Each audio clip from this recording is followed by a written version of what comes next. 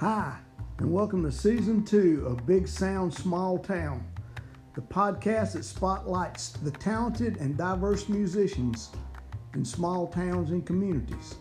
This season we're branching out to include the community of people who make it possible for musicians to be able to perform their music, the producers, the recording engineers, the venue owners, and many others, and as always, the small town musicians.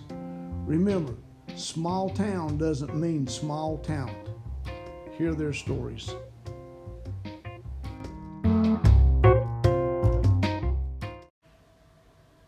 Give it up for Trey Hill.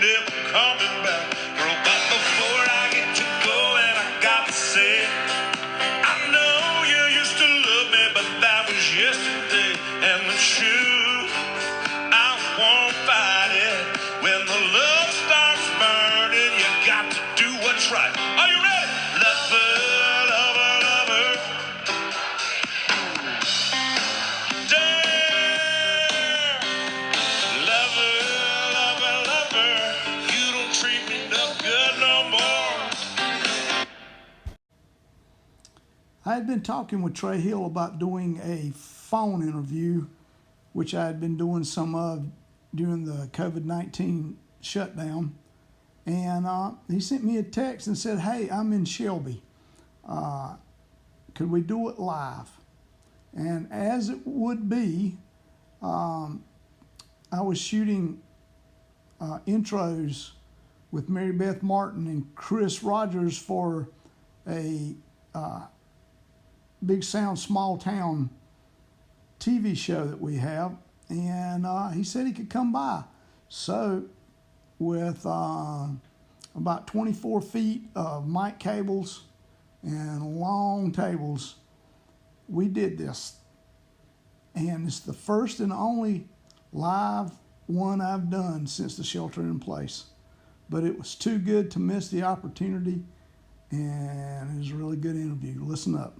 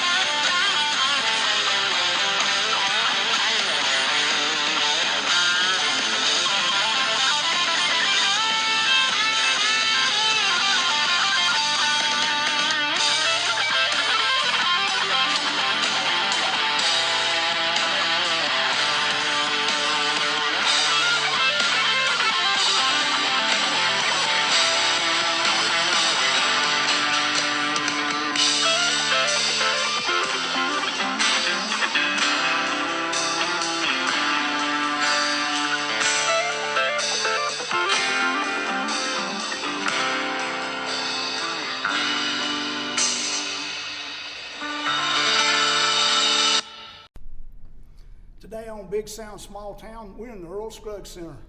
And yes, I know this is the COVID time, but we're here anyway. And my guest today is Nashville musician Trey Hill. Welcome to the show, Trey. How's it going, Sandy? It's going good, brother. All right, let's just talk about the current situation. Oh boy. I mean, I'm sure people don't realize exactly what's going on there. So yeah, give them a little insight. Well, a lot of people unemployed right now, and some of us are struggling more than others, and some are okay. And I think everybody's just bored and wants to get out and play in front of people again. But yeah, it seems like the Broadway community in Nashville, the guys that play 3-4 shows a day, are kind of struggling more so just for what they file their taxes under 1099, as opposed to touring guys like myself that have different tax documentation. So yeah, I mean, I think we're just everybody's keeping positive, and a lot of people have turned to the Facebook streams and live streams to help out. Yeah, but I think we're on the back end of this whole thing, hopefully. Is your live streaming actually paying anything? It is. I mean, it definitely helps. Yeah, absolutely. People ask me that. Yeah, I think the least, like, if you could do it, limit it to once or twice a week, you're better than doing it every day. Right. I guess you don't want to wear it out. Yeah, and quite honestly, for me, it's hard for me to sit and watch a 3-hour thing, Yeah, I mean, I agree with that too. Yep. That makes it kind of tough. All right, so do you see any end to it anytime soon? Yeah, I think so. Well, as far as Nashville, the local scene in Nashville, we're starting phase 1 on Monday, and each phase runs for 2 weeks. And the musicians, the bars reopening happens in phase 3. So I think hopefully, if all goes well, another month, 4 weeks, 6 weeks, it'll be back up and running. And as far as me touring, there's just kind of state to state. You're just watching the news every day. So are you okay? I'm okay. The guy that I currently play for was able to get the Paycheck Protection Program, and he has put us on a retainer, which is kind of a weekly salary. And so it's kind of nice to be sitting with you and Shelby and visiting family and making a little bit of money. So I'm glad. I'm glad. Because it's tough enough to live in Nashville when it's open. Yeah, it is. People don't realize there's a little more to it than I'm going to be a musician. Yeah, I'm going to live in Nashville. Yeah, a lot of no sleep, sleepless nights, or a lot of sitting around. It's either or. So right. Yeah. Well, you want to take that journey, how that happened? Okay, let's just go back to the beginning. Okay. When did you start playing music? I started on violin here in Shelby probably at 4 years old. Okay. But I always loved soccer and baseball. So I was a musician that loved, or not a musician yet, but I loved sports. And when you're a kid, you don't take stuff serious. But guitar happened around 8 years old. Okay. So, just got really interested. And my parents used to go to concerts, big shows in Charlotte, or county fair, or Live After 5 and all that stuff. We were always around music, and my dad owned a local audio company. So he had me working free, cheap labor, rolling up guitar cables, mic cables, and I just loved it. And when I was a kid, I didn't realize it then, but doing anything music related doesn't feel like work. At some point, because it's fun. Yeah. At some point, did you hear something that said, "I want to be a guitar player"? My dad played 99.7 out of Charlotte, and it was all the classic rock stuff. Okay, and I think Stranglehold is still one of my favorite songs of all time. And I remember Last Child by Aerosmith. Yeah. Those two songs, I think, created the spark somehow. Yeah. So did you take lessons? I did. I took lessons from a guy named Roger Padgett, and I tell everyone I owe him the world, because he's what, well, I either want to punch him or hug him, depending on the day. That's true. And everyone that knows him knows that's the truth. Yeah. But yeah, he definitely, however he taught me how to play by ear. And I used to bring one song a week, or however many lessons I would take that week. I'd bring a song in every time for an hour, and he would sit and listen to it for 2 minutes, and then he'd start showing me how to play it. And somehow I don't think he was trying to teach me how to play by ear, but he did. And now that I'm in Nashville and doing studio stuff, a lot of times we hear the song one time, and we go in with what's called a Nashville number chart, and we play it. So every time I listen to a song once and play it the next round, I'm like, oh, that's what Roger did, so it makes sense. Roger's a fantastic musician. He is. He's very great guitar player. Great guitar player. Yep. He is. Acoustic and electric. And I play a lot like him. I go back and listen to some of the stuff he's done. That acoustic syndicate record, Tributaries, was a big record for me. Record too. Yeah, but I hear some of those licks on there, and I'm like, man, I play like him. Yeah, kind of stole his chops. That's okay. I think he's proud of it, though. I think he probably is. So were you in bands right off the bat?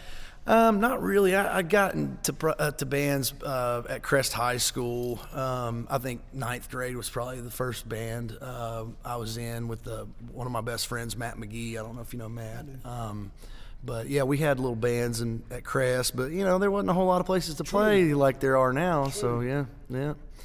But was in bands with Matt, and then I played for a Christian band out of Kings Mountain called One Way with Lane Wood and Justin Roper, Lee Dixon, and then right after high school I moved to Nashville. I didn't go to college or anything. Just decided. Just kind of went. My parents were really gracious and sort of helped me follow that dream. So that's one of the things I've learned is. As musicians, parental support is just about everything. It is, yeah. You never know when you're going to need to fall back on it, and they've helped me out of pinches a lot. But they didn't say, when you going to get a real job? Yeah. No, I've had an ex-wife or two tell me. Well, that's a whole different story now. Yeah, that's an entirely different thing. Yeah, that's one of the downsides. Yeah. But the parents never said that, so that's good. That's good because a lot of parents do. Yeah, absolutely. So absolutely. You're really fortunate there. Yep. I definitely am. So when you get to Nashville, you just moved there? I moved there. I didn't know. There was one person's name that I had. Well, there was two. There was Jason Street, and he's a bass player. That still lives up there. I think he does more like home studio stuff now, but he was touring. I can't even remember the artist, but it was a national act, touring around the States, and he was really cool and sort of introduced me to Broadway, even though at that point I was just 18 years old. There's a 21 and up law, but back then you could pass if you were a good enough player. And I began kind of playing Broadway, and the other guy was Jimmy Wayne, but he was making it big at that point. He wasn't ever around, so it was scary going up there with one, being in contact with one guy that was from the Shelby area. But I wouldn't send an 18-year-old kid there now. No. Yeah, it's gotten a lot bigger. So. I probably wouldn't when you went, but then. Yeah, it was, yeah. But do you remember what musical instruments you took with you at that time? Yes, I do, actually. A lot of musicians listen to this, so they'd love it. Yeah, well, oddly enough, so I'm here in Shelby, and I'm staying with my folks, for however long. It's kind of an open-ended trip, so. Right. Heck, I might just move back. I don't know. But they were asking me what all the instruments I still had that they bought me, and I've got pretty much everything except for a 12-string that I had back in the day. But yeah, I took probably a 90. I think it's a 91 or 92 Sunburst American Standard Telecaster. Yeah. And Nashville staple before I forget. Yep, and what actually with that guitar, it was it just had the stock bridge and neck pickup, and when I got to Nashville, the guy Brent Mason, everybody looks up to him, so I had the pickups modded to be the three pickup thing, and so I've still got that guitar. I took a Studio Light. Gibson Studio Light Les Paul, still have that, which is not like the Holy Grail Les Paul, but it was good to buy a teenager for Christmas back then. And I had a Telly, the Les Paul, and a Stratocaster, American Standard Stratocaster. And I think my amplifier was some kind of Fender thing that was wallpaper. It was like a chorus amp, ultimate chorus maybe. and a crate, a 212 combo amp. Right. And the amps, I don't have those anymore. Those kind of went away. Guitars stay longer. Yeah. Than amps. Within the first couple months, though, I bought a Vox AC30, and I still have that. And pedal board was. Did you take a pedal board? I did. I took a multi-effect pedal. I think it was a Digitech RP3. It was a yellow thing. Yeah. And then when I got to Nashville, that was one of the things my parents did. I don't know if it was college fund or what, but I did have a really nice pedal board built when I got up there, because that was kind of, it's like a toolbox. All those guys walk in, and my stuff wasn't up to par, but I got it up to par pretty fast. The guitars were fine. It was the amps and pedal boards. I agree. That's, I mean, even from sitting here, I know that pedal upgrade and amp upgrade. Yeah, and a lot of the stuff's overkill, I guess, that nowadays. I mean, my pedal board's probably the size of this table we're on right now, but it's but you do end up using a lot of it, especially studio stuff. You're not going to carry that stuff on airplanes or anything. No. Yeah, I carry You probably have a different road. I've got probably, I think at this point, 4 or 5 different pedal boards for different things, for different stuff. But if I still go back and play the honky tonks on Broadway with friends and stuff, and just because it's exciting. If you've never been to Broadway, I want to say this to your listeners. If you've never been to Broadway, it's kind of like an adult version of the Cleveland County Fair. Lights and noise. That's a pretty good way to put it. But yeah, if I go play Broadway, I take probably like 3 pedals. Right. And, sometimes there's backline amplifiers, which is, I'll be 35 in September, so I don't I'm not going to throw my back out for Broadway gigs. I've moved my equipment to, I use an Aguilar head. Yep. Which is, my bass rig went from like 200 pounds to 30 pounds. Yeah, exactly. And it sounds, technology has definitely helped the music community out big time. It really has. So when did you get a job after you got there? Let's see. So I got there, it was 2002, fall of 2002, and I got my first job. I'd say rode Christmas out, and then like somewhere in spring of 2003 started making decent money, and the first touring gig happened at the end of 2003. And that was a smaller band, but we traveled. And then 2004, springtime of 2004, I got with a Grammy-nominated band in Christian music called Sonic Flood. And I hit the ground running, and I think I made probably $300 a gig. Yeah. 19 years old. Sure. Almost 20. The world on fire at 19. I know, and times were different then, Yeah, and Nashville cost of living wasn't as expensive as it is now. But I got to go to pretty much every continent except for Antarctica with that band, so that was super cool. Super cool. Racked up some airline miles, and that's good stuff. Yeah. Well, okay, then I guess let's go to the Christian music. Okay, yeah. That's a pretty good. I mean, that's actually where you cut your teeth in Nashville, wasn't it? It was, yes, it was. And how is that different today than it was then? When I was when I got in that band, I think we had 2 great years, and that was sort of when everything started. You had your crossover bands, Switchfoot, sure, and a couple other ones, and then you started seeing like Walmart and Target and all the big retailers start kind of moving the Christian sections. Were going to go away, and then they were just going to put those records into rock pop, and then that section got bigger, and it started just kind of dwindling, and maybe the band's career, like I was the 3rd guitar player in that band at that point, and I think they still play a couple shows a year, and they're probably on guitars number 5 or 6.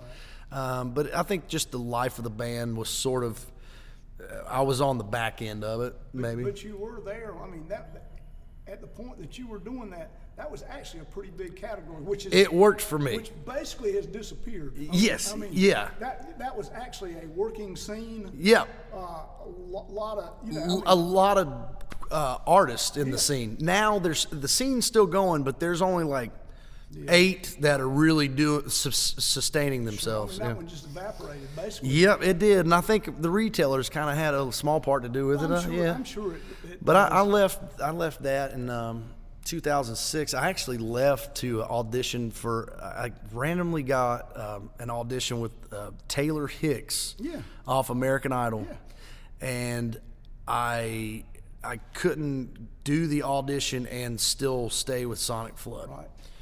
So I took the gamble, and I'll never forget it. I went out to L.A., and I thought, audition. I'd heard of auditions while I was in Sonic Flood, and in Nashville, it's like 3 or 4 guys audition for a part.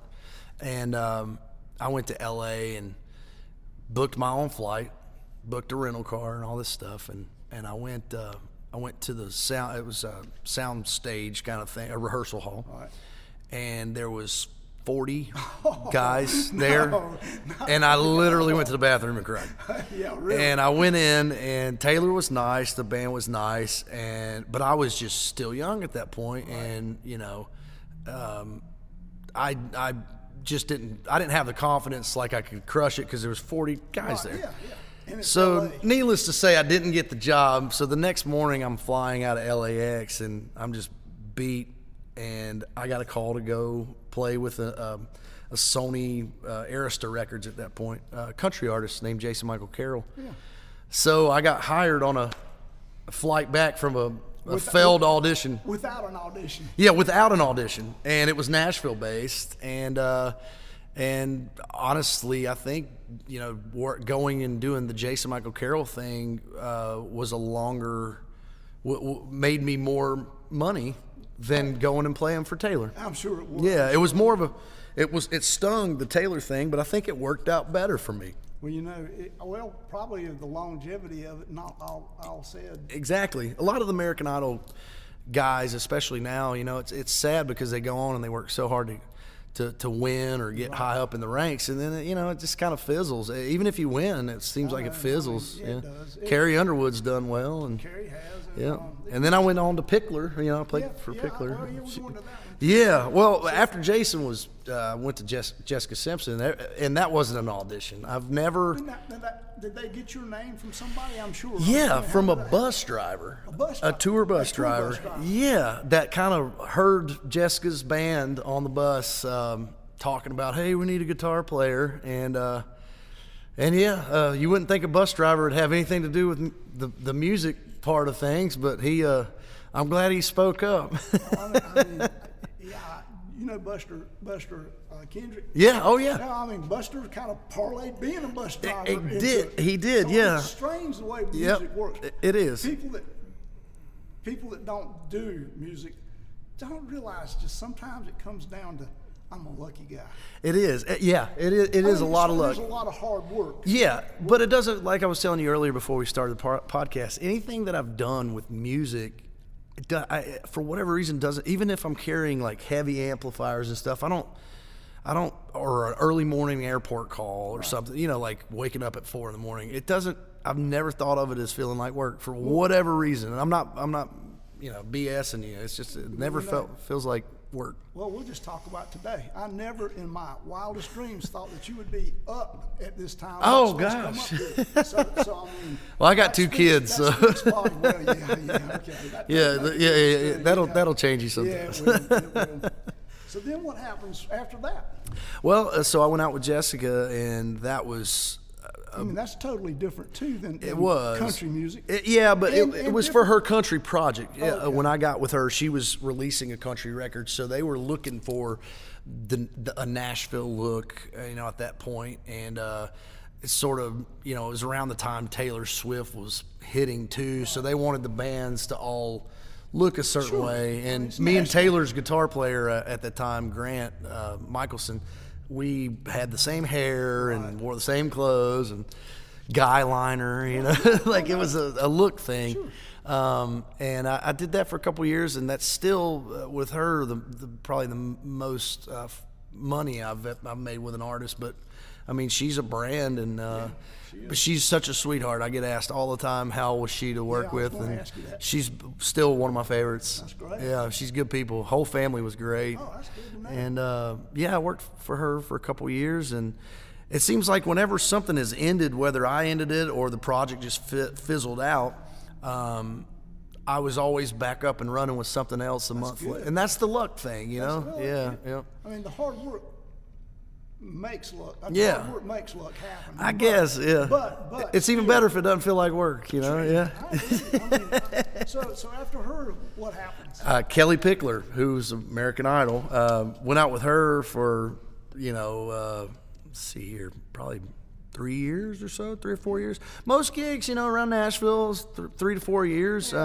especially this day and age. So the older guys that did, Brooks and Dunn and Alan Jackson's band, those guys have been there 20-something years. But nowadays, I think with just how many artists there are in different genres, the life line of those artists are sort of, for the bands, 3 to 4 years. But went to Pickler, and she was great. It was so I did the female vocal band gigs for a while there. Okay, we'll go with that. Yep. Harder or easier to work with than male musicians? Ooh, depends on. I don't know. Jessica and Kellie both felt like siblings to me. That's good. And that's probably a good thing. If you're trying to get in there and get a girlfriend. Right. You're barking up the wrong tree. But I guess I was raised by more women than men, like my mom's side of the family, grandma and aunts, and I think I don't have a brother or sister. I'm an only child, but I think I just got along with women, and the ones I wanted to date I didn't work for. Right. That's pretty smart too. I mean, that applies to just about anywhere. Yeah.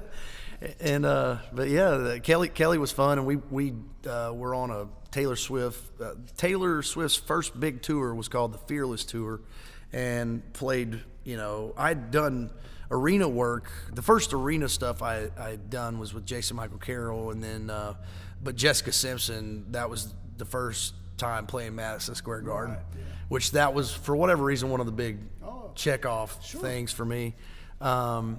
But then Pickler, we went out on that Fearless tour with Taylor Swift that lasted about a year, and played all the arenas, man. And then after that, it was Rascal Flatts. Did you even have to tune your guitar during that time? I did, because I used to beat it out of tune in the middle of songs. But yeah, no, we had help. Yeah. The Jessica gig and Pickler gig, that's when we started getting into guitar tech stuff. The other ones, the guys would set your stuff up, but in between songs you'd tune yourself. But yeah, having a guitar tech was fun, but I'm kind of a control freak, so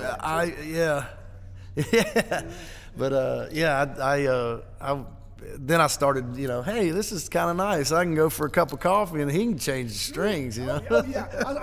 When's the last time you had to change strings? Well, I still do at home. I don't keep a guitar tech on salary for myself, and I'm pretty darn fast at it. So you probably learned that from Roger too. Yeah, maybe so. Yeah, I remember my dad was pretty good at it, even though he doesn't play music or anything, But yeah, I've changed my fair share of strings. I saw Derek Trucks change one in the middle of a song. Oh yeah, yep. He's a great musician, man. Yep. He don't really count, does he? You just move him out. Yeah, I don't even try to touch a slide. I gave up trying to be good at that. That's the one part of guitar that I can actually do. Oh, no way, right on. Well, it's about your action too. You want that action up, and I play pretty close action to the fretboard because I like playing faster. And I came up through a blues background too. Exactly. Yep. I had to work out that all on my own as a kid, though. Yep. I mean, you're a kid. No one knows about open tunings. Oh, yeah, exactly. It's all 440. And the guys that were teaching me to do it didn't know the strings. And they knew how to play. Yeah. They didn't know. They didn't know why they played the way they played. Yeah. That goes back to the ear thing. They could put the guitar in tune. Yep. I mean, it might not be the 440 standard. Yeah. But could they tell you the name of the tunes? Oh, No, yeah. I mean, name of the strings. Yeah. So I just match them up. Yeah, yeah. And I think I got a jump on open tuning on a lot of people from that. Yep. Just because I kind of had an understanding of it from being a kid. Yeah, absolutely. So I did. I was a blues guy as a kid. I loved it. I had old blues guys to teach me the stuff, so I was a lucky guy. Yeah, absolutely, absolutely. And growing up here, speaking of all, open tuning stuff, I was more, I guess, because I was learning from Roger, and he was he was in a band called Medicine Man, which was a heavy band, and so I learned like my electric sensibility from that, and then he started doing more bluegrass and acoustic stuff, and I got really into that and that whole Appalachian thing, and that's where my open tuning comes from. Whole like Irish kind of open tuning acoustic stuff. And I actually yesterday I was in Dadgad on this one over here playing. So it's it took me a while as an adult to realize that those open tunings had names and stuff. Oh yeah. I mean, it's like, because I know I'd go show guys I was playing in a band and stuff, and they said, "What is that?" And I don't know. It's something, no. Tuning number one, exactly. Tuning number two. Exactly, something like that. Yeah, So, this is my favorite. This is my second favorite. okay, we're back to. All right, we're done with. I guess so. You open shows for Taylor. Swift. Yep. With Kellie Pickler. Yeah. And did Pickler for a while up until about 2013, and then I left the female vocalist, and I went with two crazy wild dudes called Big and Rich. And I guess that was crazy. It was gnarly. It was the most rock and roll gig of even though it's country, but it was kind of, I played all electric. Pickler, I was playing electric and acoustic, and lap steel. Right. So you can play slide. I can't play slide. I just got to lay it on my lap. But so went to Big and Rich, and it was kind of just a circus on stage, and that was, I called it I was in the Slash role, Slash from Guns N' Roses. Yeah, you go out there with a Les Paul and and it's and there was guitar solos in every song. Oh yeah. And it was crazy. It was big production, tractor trailers and big stage, pyro and lights and stuff, and I did that up until last August. Yeah, last August. And so I'd worked on that for about 5 to 6 years. And I was also band leading. When I first got into Big and Rich, I was just playing lead guitar, and then within the first year, the band leader that hired me, no audition again. Right. Just right. friends. Just made living in Nashville, you just make friends, make the right friends, and it's not you're using your friends; they're your real friends. Yeah. And but you have to look after each other. yeah, and you do. But they call a lot of new cats. I try to explain this a lot of times, like. I hate the word networking, even though there's some validity to it. It is. That is what it is. It is networking, but if you make real relationships provide real results. True, they do. And so he left. He was the bass player. He left Big and Rich within like the first year I was there, and they called me on. I guess he recommended that I'd take the band leader role, and so I was wearing a couple different hats, and it was pretty easy. You just get new material to the guys and schedule rehearsals, and when they have new stuff, they bring it to you. Yep, and I gotta send charts or just get them the stuff. It was actually pretty easy. I made the set list every day. Text John and Kenny while they're in their hotel rooms, and what do you want to play tonight? That's pretty cool. Yeah. Oh, did you have to hire people too? Like, did you have to hire the bass player replacement? I had some sort of opinions about stuff, but John and Kenny are two very they're very smart guys, or they're stubborn. Okay. but they're hands-on business owners. And I kind of figured that from the stuff you read. About John, especially. John, yeah. That's where I was going. Yeah, he's it was, like I said, it was pretty easy as a band leader for that. I mean, it was better money to be a guitarist and band leader, but I'm sure. but sometimes certain weeks I was like, man, I feel like I'm taking them to the bank on the band leader role because they kind of band led themselves a little bit, you know. That's okay. I mean, I didn't ever tell them that. I just took the money and ran. Were they okay to work with? They were great. Yeah, yeah. It was nice to get away from the female vocalists. Right. Not the vocalists themselves, but like the crowd base, Sure. the crowd base. That's a whole Yeah, the rowdy, going to the rowdy biker concerts. You step from the pretty to the Yeah, much fun. Yeah, exactly. The Barnum and Bailey Circus on stage. Yeah, but it was super fun. It just got to where it was, you know, kind of. Well, they work a lot. They work a lot, and I was trying to wean back off of being on the road because, you know, when I left, I'd pretty much been touring airplanes and buses nonstop for 16 years when that ended. But yeah, they were great to work for, and they were the first artist that used me on their records. Oh, okay. Yeah, so I got to play on Big and Rich records, and I'd played on other people's records, you know, people on the radio before Big and Rich, but didn't play for them live. But that was the cool thing about Big and Rich is they used some of the live band guys in the studio because they're going to be playing the music on the road. True. So I mean, it's kind of if I had my own band, I'd probably do the same thing, you know. And it probably has to do with the quality of musicians you have. I mean, Exactly. If you're hiring good musicians to live, and you know, because the studio is a whole different ballgame. it is a total Sight reading charts and stuff, and but yeah, it makes sense because the guys in the studio, a lot of times for most of the artists you hear on the radio, especially in country, the guys in the studio are not the guys that play it live. No, they're not. So, and the guys that play it live are like, man, I'm sitting here playing someone else's part. Sure.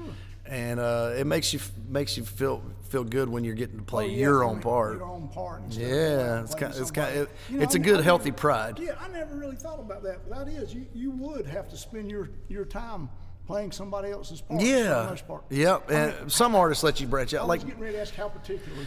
well, Big and Rich was awesome because obviously, like, I didn't play on Save a Horse, Ride a Cowboy. Right. But for me, I learned the parts when I went into that gig. I learned them just like the record, Right. and then about a couple weeks in, I'd change something up a little bit and see if they noticed, you know. And of course they noticed, but they liked it. Okay. And then it was like you just kind of get a feel for it. Every artist, I think, if you're a musician listening right now, if you go and play for someone that's got recordings, learn it how it is, and then just get a feel for it. You know, solidify your job, and then sort of, you know, maybe ask or just sort of step outside of the box and see what happens. You know. But yeah, by the end of it, I was playing. Like, for instance, the Save a Horse, Ride a Cowboy guitar solo. We didn't have a fiddle player at the end of my stay with Big and Rich, so I played the guitar solo and the fiddle solo. Oh, so you could branch on that. So I could branch out, yeah. Yeah. But yeah, it was nice. That was a fun gig, for sure.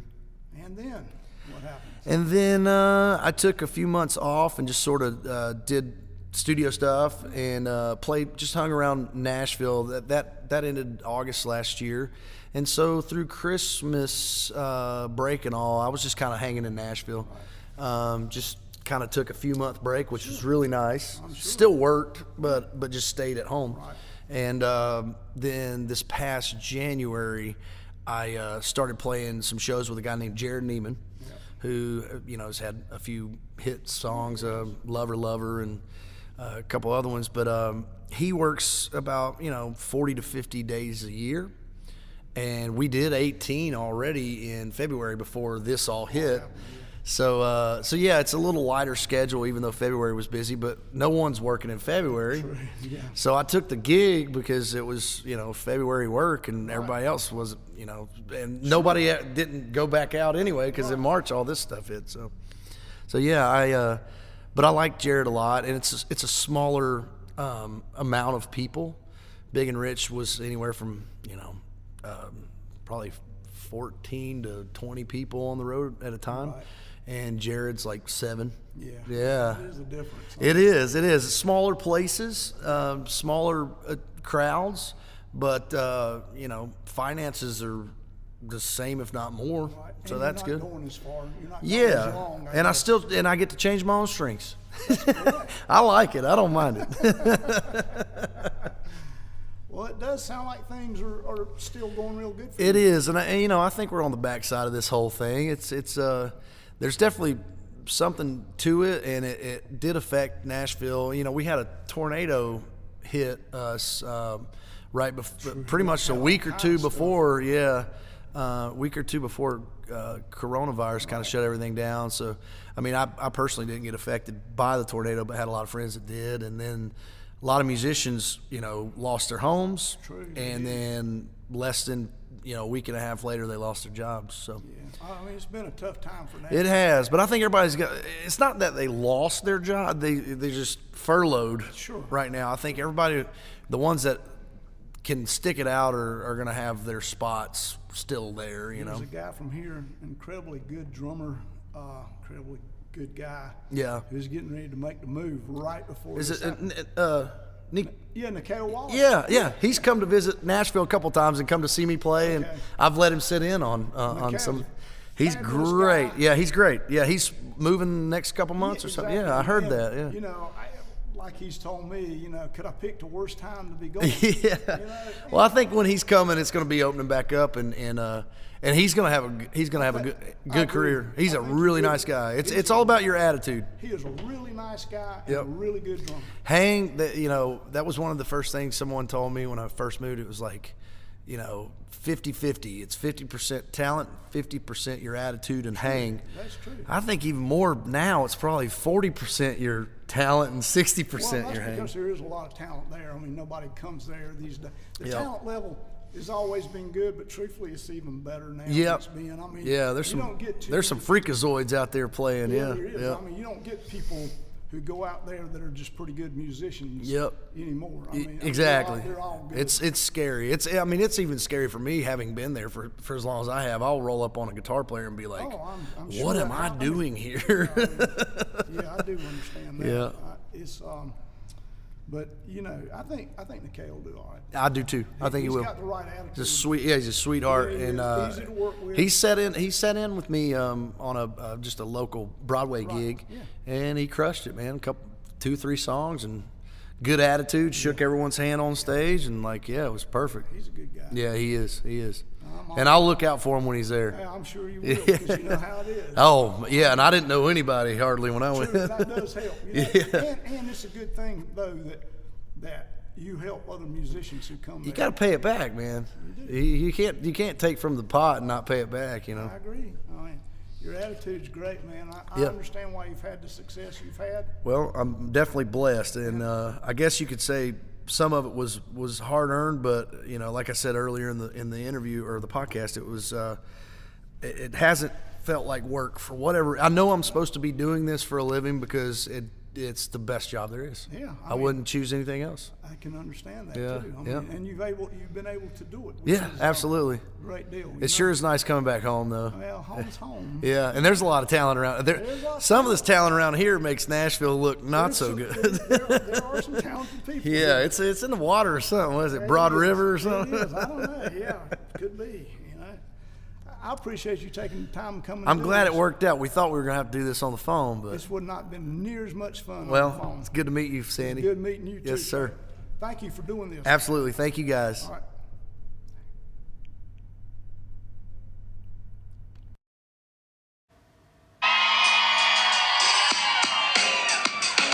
Well, Trey's feeling good, and I'm going to be feeling better than him.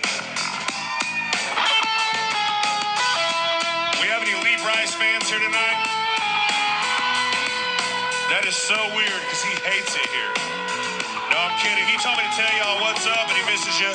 Here's a song that we recorded together a couple years ago just because we like it.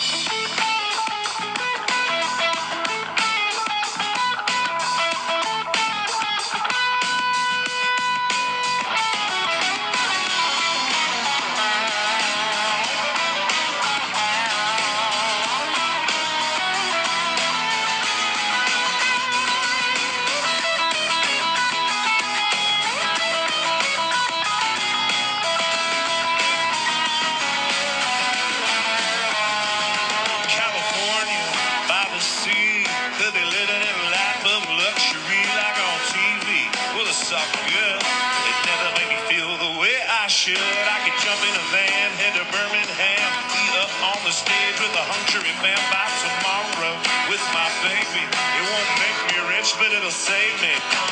We'll make a little more love, make a little less money, catch a little more buzz, have a little less honey. Can't have it made there in the shade when you're working all the time. Make a little more love, but be happy for the rest of your life. Happy for the rest of your life. Oh, the sunrise, the front seat. I got everything I need, but I get it for free like the best things in life. Ain't climbing up the ladder when I'd rather take a